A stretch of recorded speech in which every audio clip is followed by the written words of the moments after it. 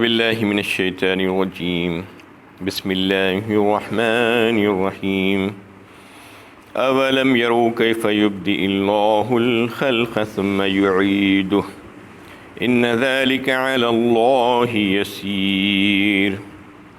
کیا وہ دیکھ نہیں رہے ہیں کہ کس طرح اللہ تعالیٰ ہر ایک چیز کو پیدا کرنے کی ابتدا فرماتے ہیں، پھر اس کو بار بار پیدا فرماتے رہتے ہیں۔ ایسا کرنا اللہ تعالیٰ پر آسان ہے۔ یہ سورہ عنکبوت کی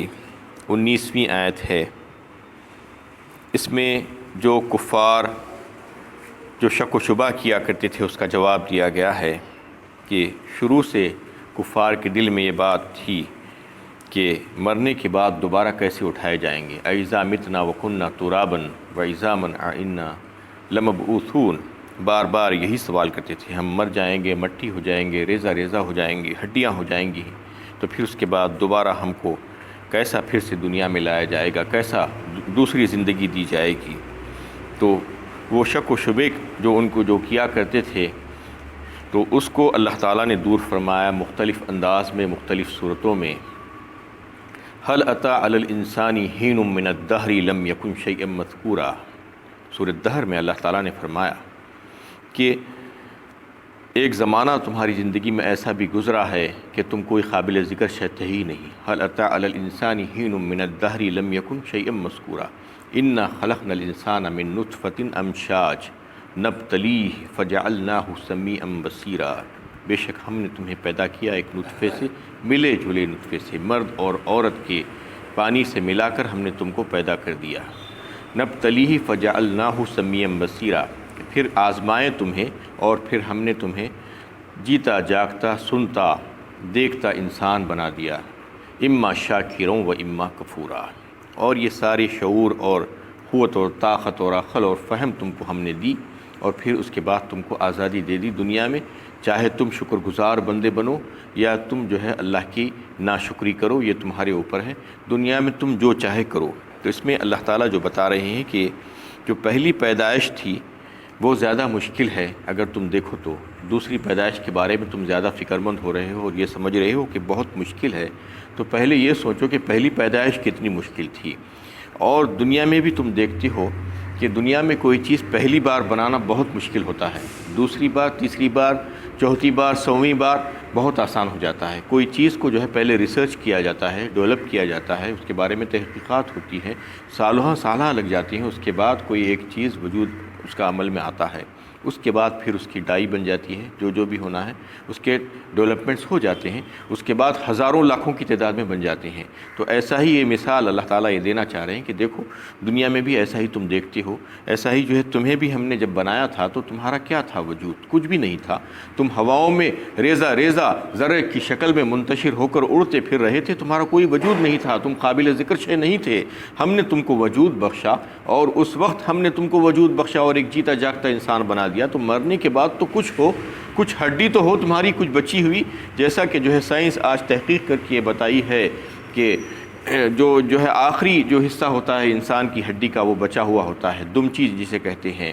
اور جو ہے ٹیل بون جسے کہا جاتا ہے، تو وہ ٹیل بون چاہے جلا ڈالو چاہے کچھ کر ڈالو وہ ایک ٹکڑا تو بچا کے بچا رہ جائے گا۔ جیسا کہ آج لوگ یہ کہتے ہیں کہ بھئی اگر ہم جو ہے کوئی انسان کو جلا ڈالیں گے، جیسا ہندو قوم جلا ڈالتی ہے، تو جلا ڈالنے کے بعد بھی پورا جسم جل جاتا ہے، پورے ہڈیاں جل جاتی ہیں، اور جو ہے پورے جو بھی اس کا اسکeleton ہے جل جاتا ہے، لیکن وہ ایک حصہ بچ جاتا ہے۔ اللہ تعالیٰ کی قدرت ہے کہ اس کو بچا کر رکھتے ہیں چاہے کہیں پر چلا جائے۔ تو اللہ تعالیٰ یہ فرما رہے ہیں کہ دیکھو تمہاری یعنی دوبارہ پیدائش کرنا زیادہ مشکل نہیں ہے پہلے پیدائش کرنے کے مقابلے میں، اس لیے کہ ہم نے جو ہے پہلے تم کو پیدا کیا ہے جب تم کچھ بھی نہیں تھے، اور اب تو تم کچھ ہو، کچھ یعنی تم یہ سمجھ رہے ہو بظاہر کہ تمہارا وجود نہیں ہے، تمہارا وجود خاک میں مٹی میں مل گیا ہے، لیکن اللہ تعالیٰ کے لیے بہت آسان ہے، تمہارے لیے مشکل ہو سکتا ہوگا۔ ان ذالک علی اللہ یسیر، اور یہ سب باتیں سمجھانے کا مطلب کیا ہے؟ اللہ تعالیٰ بار بار آخرت کے بارے میں یعنی اور پھر دوبارہ اٹھائے جانے کے بارے میں جو انہیں اظہار کرتے جاتے ہیں اور مختلف انداز میں لوگوں کو بتاتے ہیں، اس وجہ سے کہ دنیا میں جو یعنی گناہ ہو رہے ہیں، دنیا میں جو گناہ کی زندگی انسان بسر کر رہا ہے، وہ کیوں؟ وہ اس وجہ سے کہ اس کا عقیدہ، جس کا عقیدہ یہ ہے کہ دوبارہ اٹھائے جانا نہیں ہے، دوبارہ جواب دہی نہیں ہے، تو پھر وہ جو ہے جو چاہے کرتا ہے، من مانی زندگی گزارتا ہے۔ یہی عقیدہ ہے مختلف قوموں کا۔ آج اکثریت دنیا کی جو ہے یہی سمجھ رہی ہے کہ بس یہیں پر جینا ہے اور یہیں پر مرنا ہے، ان ہی الا حیاتنا الدنیا نموت ونحیا وما نحن بمبعوثین، یہی کہا کرتے تھے کفار، یعنی زندگی اور موت یہیں کی ہے، اس کے بعد کچھ بھی نہیں ہے۔ لیکن اللہ تعالیٰ فرما رہے ہیں ایسا کیسے ہو سکتا ہے؟ اس کے بعد تو ایک زندگی ہے، ایک طویل زندگی ہے جو آنے والی ہے، اور اس میں تم کو جو ہے وہاں پر جا کر جواب دینا ہوگا۔ اور یہ جواب دہی کا احساس جب پیدا ہو جائے گا تو پھر اس کے بعد انسان دنیا میں خود بہت اچھا ہونا شروع ہو جائے گا۔ جو معاشرے میں بگاڑ ہے، جو فساد ہے، جو برائیاں ہیں، جو گناہ پہ گناہ انسان کرتے جاتا ہے، یہ یعنی اس کو یہ خیال ہی نہیں ہوتا کہ کسی کو جواب بھی دینا ہے۔ اگر جواب دینے کا احساس جب پیدا ہو جائے گا، مر کر دوبارہ اٹھائے جانے کا احساس جب پیدا ہو جائے گا، تو پھر وہ گناہ سے خود بخود بچنے لگ جائے گا، اس کو کسی کے روکنے کی ضرورت نہیں پڑے گی۔ قُلْ سِيرُوا فِي الْأَرْضِ فَانظُرُوا كَيْفَ بَدَأَ الْخَلْقَ ثُمَّ اللَّهُ يُنشِئُ النَّشْأَةَ الْآخِرَةَ إِنَّ اللَّهَ عَلَى كُلِّ شَيْءٍ قَدِيرٌ۔ اے نبی صلی اللہ علیہ وسلم، ان لوگوں سے کہیے تم زمین میں چل پھر کر تو دیکھو کہ اللہ تعالیٰ نے پیدا کرنے کی کس طرح ابتدا کی، پھر اللہ تعالیٰ دوسری بار بھی پیدا کریں گے۔ بے شک اللہ تعالیٰ ہر چیز پر قادر ہے۔ اس میں پھر سے دوبارہ اس کو جو ہے اور مضبوط کیا گیا اس کلام کو، اور یہ بتایا گیا کہ تم جو ہے بیٹھے بیٹھے مت کہو، بلکہ زمین میں پھرو، چلو اور دیکھو کہ اللہ تعالیٰ کی قدرت کیسی کیسی ہے۔ اور زیادہ جو ہے دیکھنے کی ضرورت نہیں ہے، بالکل تمہارے جو قریب کی چیزیں ہیں اس کو ہی دیکھو۔ جیسا کہ زمین پر تم چلتے ہو تو دیکھو تو صحیح کہ زمین کو ہم نے کیسا بچھا دیا ہے اور کیسا تمہارے لیے فرش بنا دیا ہے کہ تم اس پر آسانی کے ساتھ چلتے پھرتے ہو، اور پھر اسی زمین سے تمہاری بقا کا سامان کر دیا۔ تم کو پیدا کر کے ایسا ہی نہیں چھوڑا، بلکہ اس سے جو ہے بے شمار قسم کی نباتات کو اگا دیا، اور پانی کا انتظام بھی اسی میں سے کر دیا۔ دریا جاری کر دیے، نہریں جاری کر دیے، چشمے جاری کر دیے، اور سمندر بنا دیے، اس میں پہاڑ کو ہم نے جو ہے اس میں رکھ دیا تاکہ زمین تم کو لے کر ڈولے نہیں۔ اور پھر انواع و اقسام کے پھل اور پھلاری اور جو ہے دوسرے نباتات تم جو دیکھتے ہو، اور رنگ برنگے پھول اور پتے، یہ اللہ تعالیٰ کے پیدا کیے ہوئے ہیں۔ تم سوچو تو صحیح کہ اس کو جو ہے پیدا کرنے والی ذات کون ہے؟ کیا یہ اس بات کی دلالت نہیں کرتی کہ یہ تمام چیزوں کو کسی نے پیدا کیا ہے، کسی نے بنایا ہے، اور کسی کی کارگری ہے، کسی کی صنائی ہے؟ یہ واقعے میں جو ہے اس کے پیچھے کسی کا ہاتھ ہے، وہ اللہ ہی ہے جو ان تمام چیزوں کو پیدا کیا ہے اور بنایا ہے تمہاری ضرورتوں کے لیے، اور پھر جیسے اس نے تم کو پہلے بنایا ہے ویسے ہی دوبارہ بنائے گا۔ ان تمام چیزوں کو دیکھنے کے بعد تم کو اندازہ ہوگا کہ دوبارہ بھی تم پیدا کیے جاؤ گے۔ ان اللہ علی کل شیء قدیر، بے شک اللہ تعالیٰ ہر چیز پر قدرت رکھتے ہیں۔ یعذب من یشاء ویرحم من یشاء والیہ تقلبون، جس گنہگار کو چاہے عذاب دیں اور جس پر چاہے رحم کریں، اور تم سب کا محاسبہ اعمال کے لیے اسی کی طرف لوٹائے جانا ہے۔ اور اس میں اللہ تعالیٰ نے ایک اصول بیان فرما دیا ہے کہ اللہ تعالیٰ نے جو ہے یعنی ایک اصول بنا دیا ہے، ایک ضابطہ بنا دیا ہے، اور ایک ٹھوس اصول ہے وہ کہ تم جیسا عمل کرو گے اسی کے مطابق تمہیں جزا اور سزا ملے گی۔ تم اچھا عمل کرو گے تو تمہیں جو ہے نعمتیں دی جائیں گی اور تم پر رحم کیا جائے گا، اور تم برا عمل کرو گے، گناہ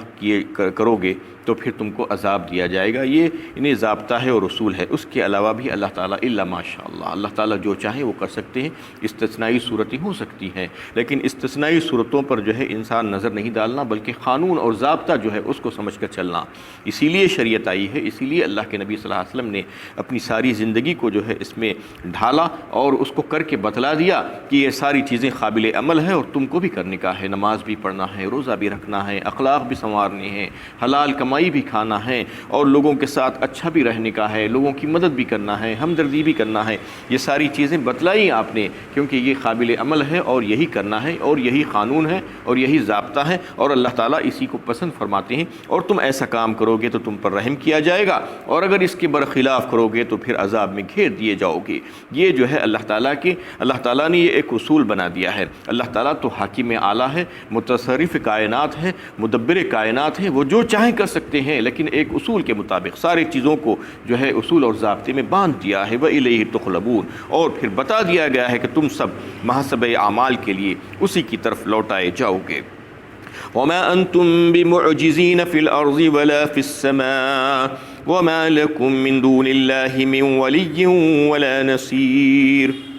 اور تم زمین و آسمان میں کہیں بھی جا کر اللہ کو عاجز نہیں کر سکتے، اور اللہ کے مقابلے میں اللہ تعالیٰ کے عذاب سے بچانے کے لیے نہ تمہارا کوئی دوست کام آ سکے گا اور نہ کوئی کسی طرح کی مدد کرے گا۔ اس میں اللہ تعالیٰ پھر فرما رہے ہیں کہ تم یہ مت سمجھو کہ تم کہیں چھپ جاؤ گے، کہیں پر چلے جاؤ گے اور کہیں سے جو ہے تم نظر نہیں آؤ گے، ایسا نہیں ہو سکتا۔ اللہ تعالیٰ کو تم عاجز نہیں کر سکتے، اللہ تعالیٰ کو تم مجبور نہیں کر سکتے، اور اس کی گرفت سے تم باہر نہیں آ سکتے۔ تم جو ہے اس کو بے قابو مت سمجھو، اور اللہ تعالیٰ تم کو دیکھ رہے ہیں اور تمہارے عملوں کے بارے میں جو ہے ان کو سب پتہ ہے، اور پھر ایک دن تم کو اس کے پاس جانا ہی ہے، اور اس دن تمہارا کوئی دوست جو ہے کام نہیں آئے گا اور کوئی کسی طرح کی تمہاری مدد نہیں کر سکے گا۔ جیسا کہ دنیا میں انسان جو چاہے کر لیتا ہے اور یہ سمجھتا ہے کہ میرا فلاں دوست میرا کام کر لے گا اور میرا وہ انسان جو ہے میری مدد کر دے گا، لیکن وہاں پر کوئی کسی کی مدد نہیں کرے گا۔ اس دن سب ایک دوسرے سے بھاگیں گے، کوئی بیوی شوہر کے کام نہیں آئے گی، بیٹا باپ کے کام نہیں آئے گا،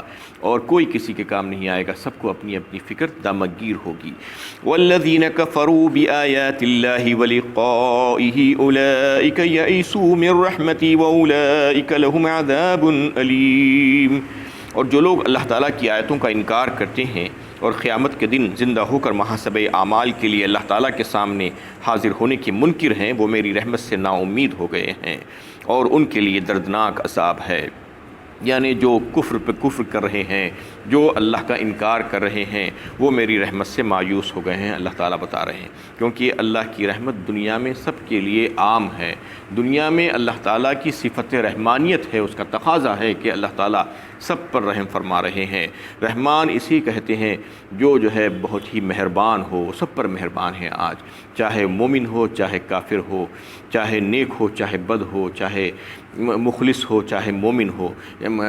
تو اس کو جو ہے اللہ تعالیٰ جو ہے عطا فرما رہے ہیں۔ آج جینے کا موقع دیا جا رہا ہے۔ آپ دیکھ رہے ہیں کہ چاہے وہ فرما برداری کر رہا ہو چاہے نافرمانی کر رہا ہے، سب کو جو ہے مل رہا ہے۔ اللہ کے وسائل جو ہے سب کے لیے کھلے ہوئے ہیں، مال و دولت کے خزانے سب کے لیے ہیں، رزق سب کو مل رہا ہے فراوانی کے ساتھ۔ وہ یہ نہیں کہہ رہا ہے کہ آج تم میری عبادت نہیں کرو گے تو میں تمہیں جو ہے کھانا نہیں دوں گا، یہ نہیں ہے۔ زندگی بھر کھلاتا پلاتا رہتا ہے، زندگی بھر اللہ تعالیٰ نوازتا رہتا ہے۔ یہ کیوں؟ یہ اس وجہ سے کہ اللہ تعالیٰ نے اپنے اوپر یہ لازم کر لیا ہے کہ میں دنیا میں جو ہے اپنی رحمت کو عام کر دوں گا۔ رحمتی وسعت کل شیء کہا اللہ تعالیٰ نے سورہ اعراف پارہ 9 میں، یعنی یہ بات بتا دی کہ میری رحمت جو ہے ہر چیز پر چھائی ہوئی ہے، یہ دنیا کی حد تک ہے۔ فَسَأَكْتُبُهَا لِلَّذِينَ يَتَّقُونَ وَيُؤْتُونَ الزَّكَاةَ وَالَّذِينَ هُمْ بِآيَاتِنَا يُؤْمِنُونَ، اور پھر اسی میں جو ہے سورہ اعراف پارہ 9 میں اللہ تعالیٰ نے فرما دیا، لیکن جو قیامت میں جانے کے بعد میری رحمت عام نہیں ہوگی بلکہ تام ہوگی، خاص ہوگی ان لوگوں کے لیے جو اللہ تعالیٰ پر ایمان رکھتے ہیں اور فرما برداری کی زندگی گزار کر وہاں پر آئیں گے، ان کے لیے ہوگی۔ یہاں پر جو ہے سب کے لیے ہے، اور یہاں پر سب اس لیے ہے کہ یہ دنیا دارالعمل ہے، دارالجزا نہیں ہے۔ یہاں پر تم جو چاہے کرو، اللہ تعالیٰ نے اختیارات دے کر رکھ دیے ہیں، لیکن جو ہے دارالجزا جو ہے وہاں پر ایسا نہیں ہوگا۔ وہاں پر انہی کو ملے گا جو یہاں پر فرما برداری کر کے جائیں گے، یہاں پر گناہ پہ گناہ کریں گے، گناہ میں ڈوبی ہوئی زندگی گزاریں گے اور یہ سوچیں گے، یہ غلط فہمی کا شکار جو ہے بہت سے لوگ ہیں آج کہ جو ہے ہم کو جنت ملے گی۔ نہیں، ایسا نہیں ہو سکتا۔